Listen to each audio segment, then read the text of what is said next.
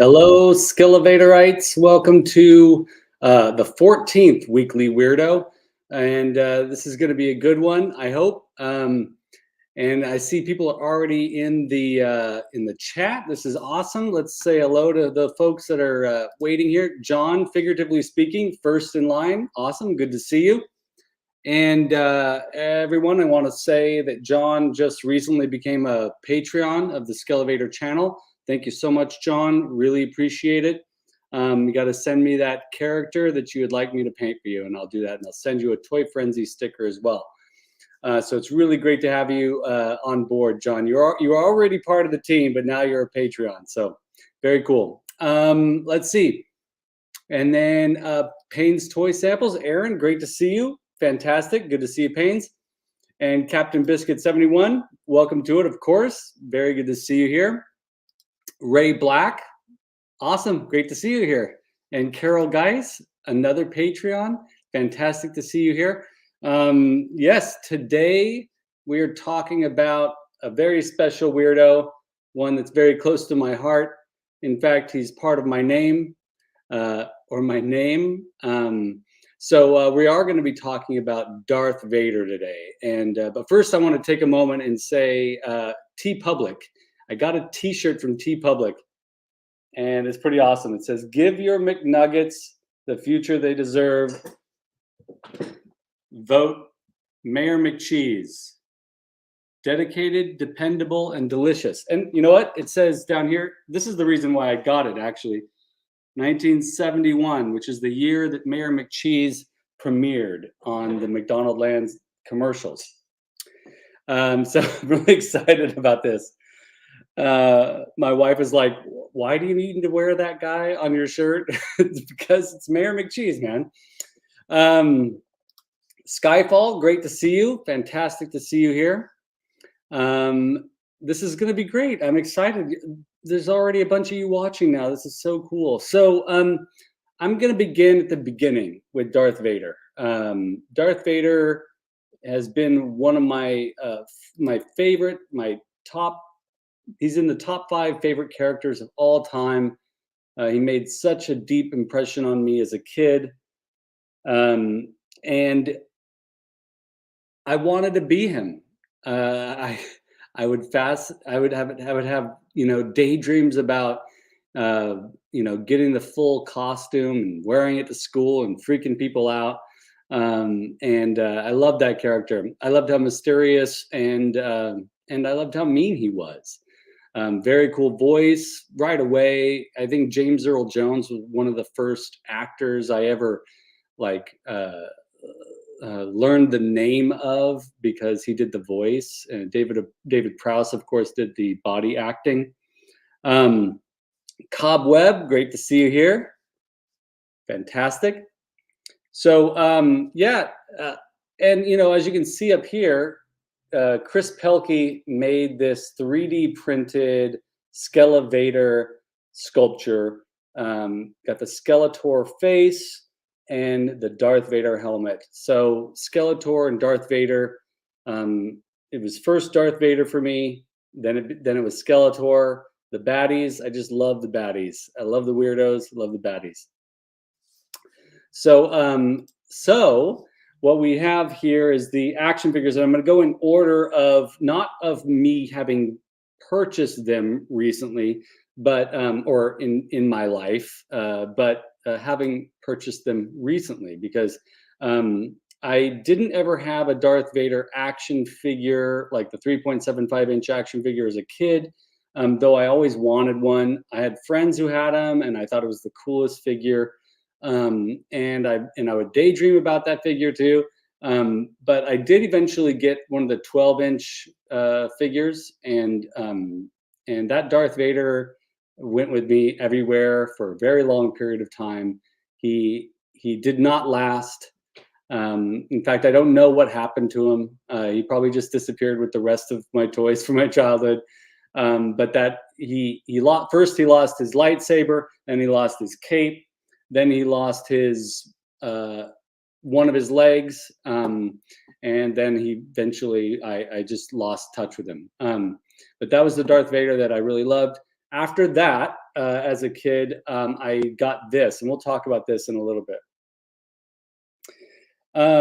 So the first figure that I became obsessed with as a kid from the Star Wars line was not Darth Vader. It was actually Greedo and also Hammerhead.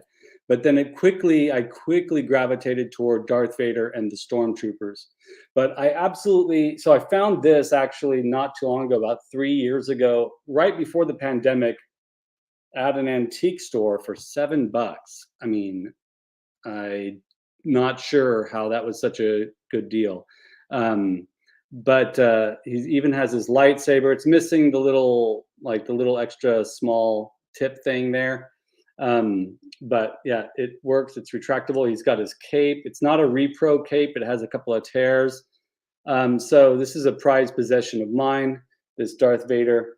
But before that figure, I got this. This came out before the pandemic as well. It's the Darth Vader from Black Series Darth Vader from Episode 4, the original Star Wars.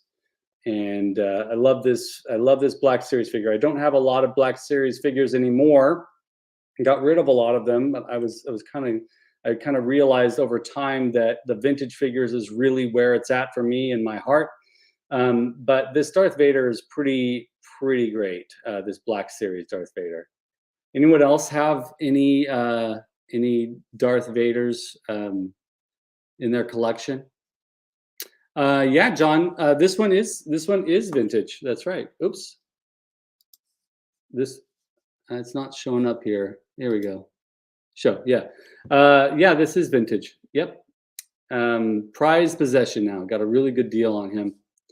Cobweb. I played with Star Wars toys before seeing the movies. Went straight to Boba Fett. I mean, who wouldn't, right? I love Boba Fett too. So right after I never got to see the first Star Wars film in the theaters. I didn't go see it. I was 1.5 years old or something. But I did see Empire Strikes Back in the theaters, and that's really when I got totally obsessed with the bounty hunters. We're going to talk about the bounty hunters later on, a few of the other bounty hunters. We've already talked about IG-88, so I got to talk about Boba Fett too. Future episode, folks. So yeah, then I, not too long ago, or right before the pandemic, also right around the same time, I got the Black Series Darth Vader from Episode 4, or the original Star Wars, now called A New Hope. Cobweb has the Darth Vader piggy bank. Do you still have it? That's cool. That's great. Love it. This thing, I guess this is a good time to talk about this. This is, so those of you who watch watch my channel and watch Toy Frenzy, this is actually from my childhood. This is one of the greatest gifts I ever got as a kid. The Dawn Post Studios Darth Vader helmet. It's detachable. You got this part, see? And the front part of the face. Now, I really played with this a lot. I wore it pretty much everywhere. See, it has scuffs. I didn't treat it very well. It's also missing the eye lenses. If anyone knows where to find reproduction eye lenses for the 19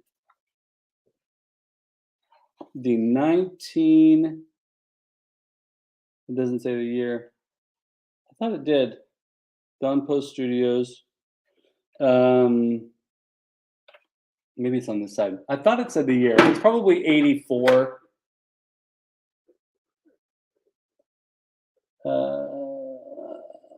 It doesn't say the year, but it does say officially licensed, which is cool. Let me see. I feel like it did. I guess not. Anyways, it's probably 84. But if anyone knows where to get repro lenses, let me know. All right, so Cobweb, I got the later helmet, like that with the voice changer. That's cool. In fact, I the most recent one that came out, I was really tempted to get it. I just can't justify it. There's a lot of other things that I'd like to get first, but man, the new helmets are really amazing. That's cool, John. Figuratively speaking, had one of those masks and helmets. I had the vinyl face mask too, which I don't have now. This is one of the few surviving things from my childhood, and I recently reclaimed it from my dad's house. So got that. Captain Biscuit, got to meet Darth and Boba Fett at Burger King promotion during Empire promotion. Oh man, that is so fantastic. Love that. I love that. I'm so glad you got to experience that.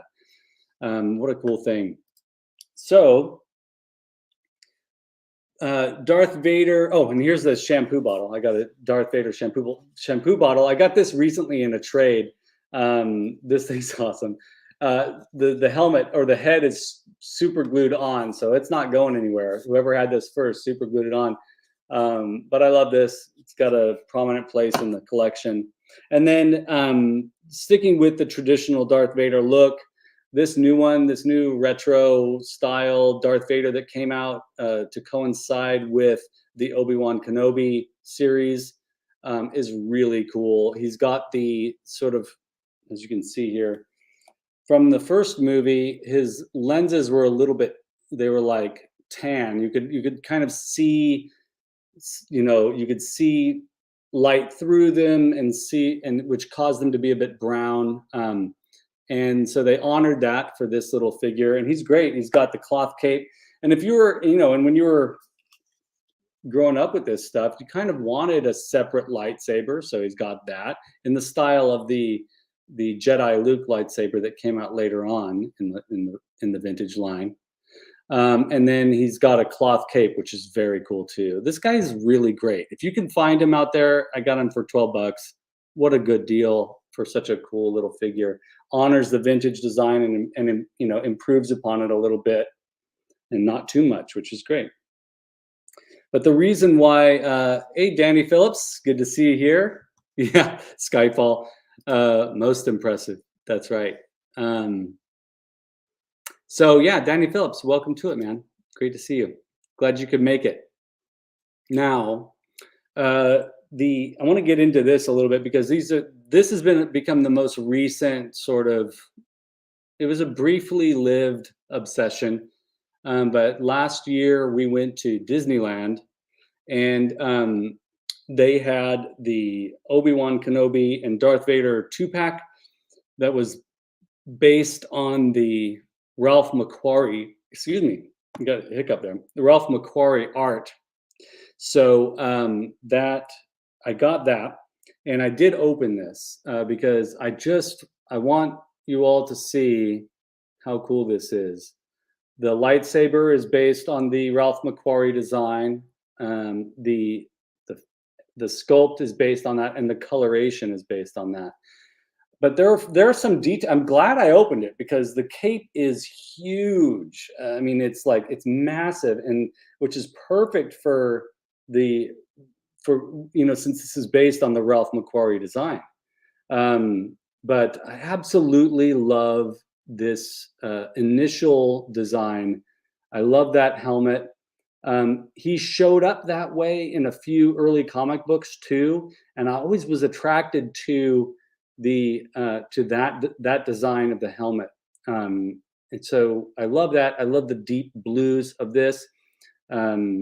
Yeah, I've just been on a huge vintage or early preliminary artwork kick, especially with Darth Vader. This figure is really fantastic. I love this figure.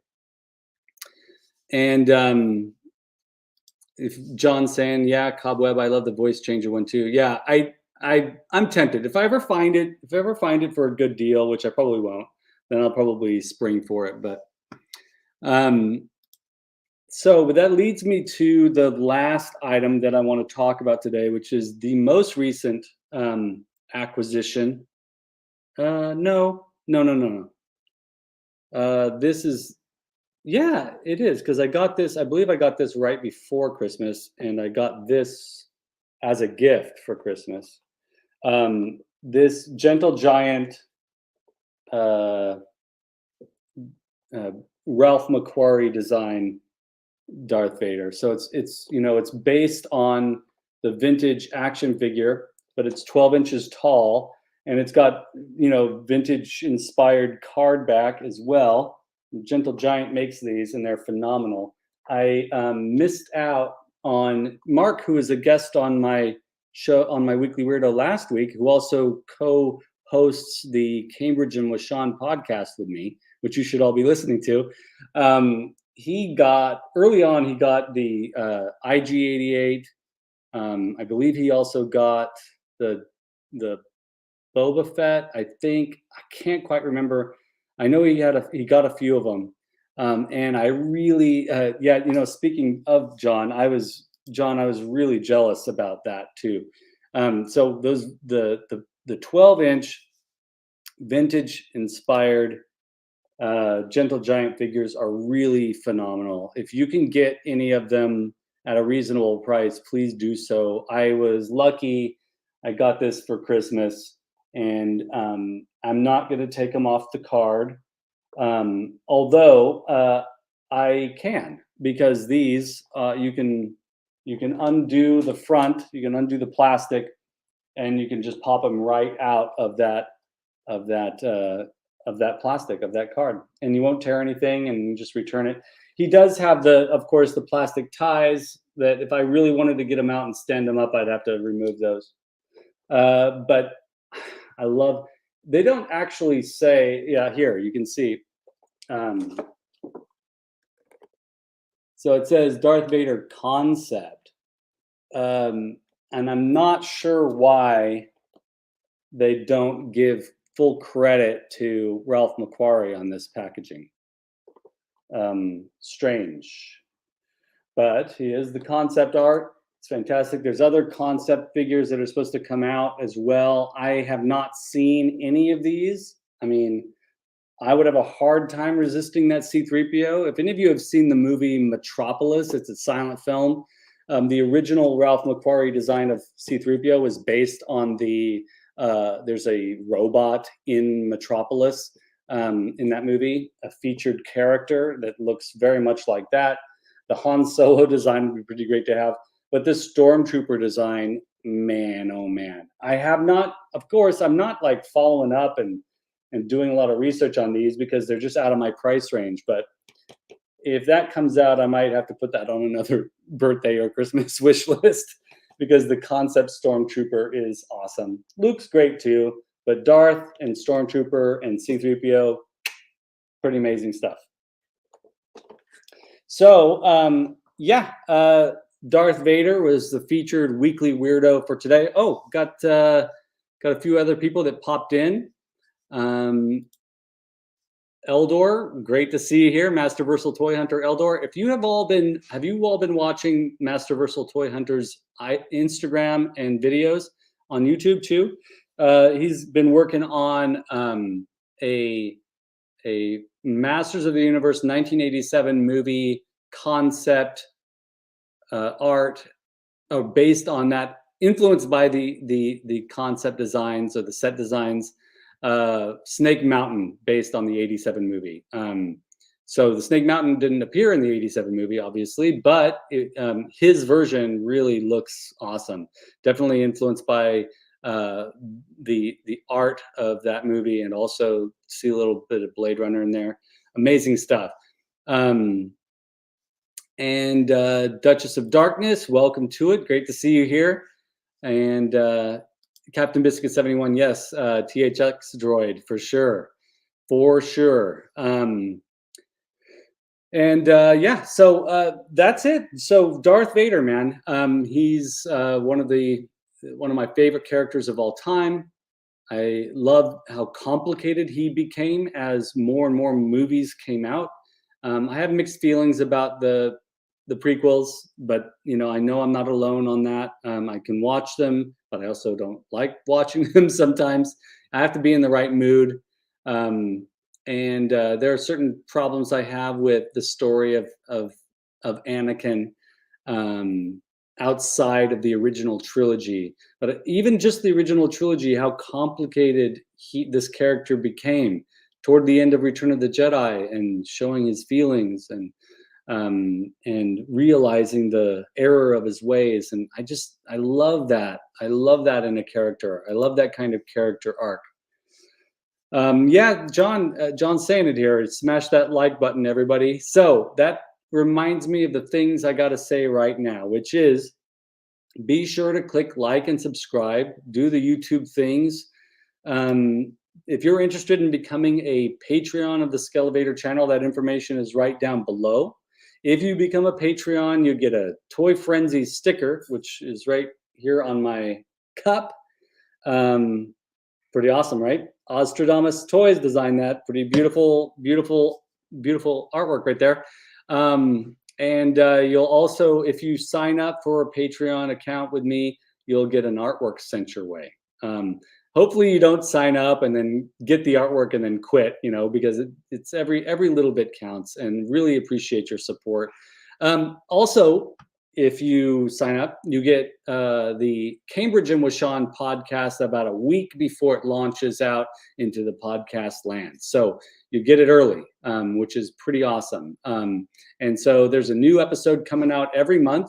The 6th episode will be coming out early in June. If you want to hear it a week or 2 weeks before it comes out, and become a Patreon today. You don't have to, right? I know money's tight.